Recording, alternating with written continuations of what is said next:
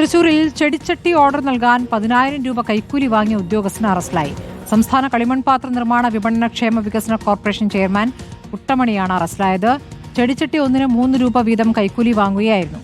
Jason ചാമോളപ്പിൽ വിവരങ്ങളുമായി. Jason, ഇപ്പോൾ ചെടിച്ചട്ടി ഒന്നിന് 3 രൂപ വെച്ച 10,000 രൂപ കൈക്കൂലി ഇയാൾ വാങ്ങിക്കഴിഞ്ഞിരിക്കുന്നു. അങ്ങനെ എത്ര കാലമായി തുടരുന്ന പരിപാടിയാണിത്?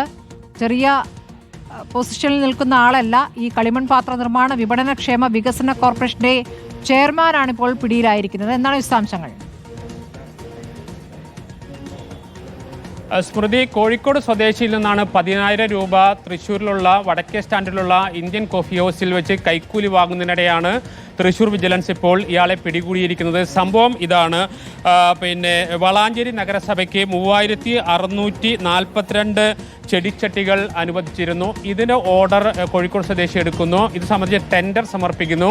ഈ ടെൻഡറിൽ പ്രധാനമായും ഒരു ചെടിച്ചട്ടിക്ക് 3 രൂപ വെച്ച് തനിക്ക് കൈക്കൂലി വേണമെന്നാണ് കളിമൺ പാത്ര നിർമ്മാണ വിപണന ക്ഷേമ വികസന ചെയർമാനായ KL കുട്ടമണി, ആൾ നിസ്സാരക്കാരനല്ല, ഒരു കോർപ്പറേഷന്റെ ചെയർമാനാണ്, അദ്ദേഹം ആവശ്യപ്പെട്ടത്. ഇങ്ങനെ 25,000 രൂപയാണ് ഇയാൾ കൈക്കൂലിയായി ആവശ്യപ്പെട്ടത്. പക്ഷേ അത് നൽകാൻ കഴിയില്ല എന്ന് ഈ പരാതിക്കാരൻ പറഞ്ഞു. പിന്നീട് ഇയാൾ വിജിലൻസിൽ പരാതി നൽകി.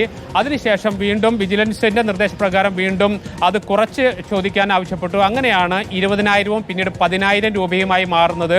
ആ 10,000 രൂപ ഇന്ന് ഇന്ത്യൻ കോഫി ഹൗസിൽ വെച്ച് കൈമാറാൻ വാങ്ങാൻ കുട്ടമണി എത്തുകയായിരുന്നു. ഇതിനിടയിലാണ് തൃശ്ശൂർ വിജിലൻസ് DYSP ജിം പോളിന്റെ നേതൃത്വത്തിലുള്ള സംഘം എത്തി ഇയാളെ അറസ്റ്റ് ചെയ്യുന്നത്. ഇപ്പോൾ ഞാൻ നിൽക്കുന്ന ഈ ജില്ലാ ആശുപത്രിക്ക് ഇപ്പോൾ അദ്ദേഹത്തെ വൈദ്യ പരിശോധനയ്ക്ക് കൊണ്ടുവന്നിരിക്കുകയാണ്. നാം ശ്രദ്ധിക്കേണ്ട ഒരു കാര്യം, ഒരു വികസന കോർപ്പറേഷന്റെ, സർക്കാരിന്റെ ഏറ്റവും പ്രധാനപ്പെട്ട വികസന കോർപ്പറേഷനുകൾ ഒന്നിന്റെ ചെയർമാനാണ് ഇപ്പോൾ വിജിലൻസ് പിടിയിലായിരിക്കുന്നത്. സ്മൃതി, ജേസൺ ചാമോളപ്പിലാണ് വിവരങ്ങൾ നൽകിയത്.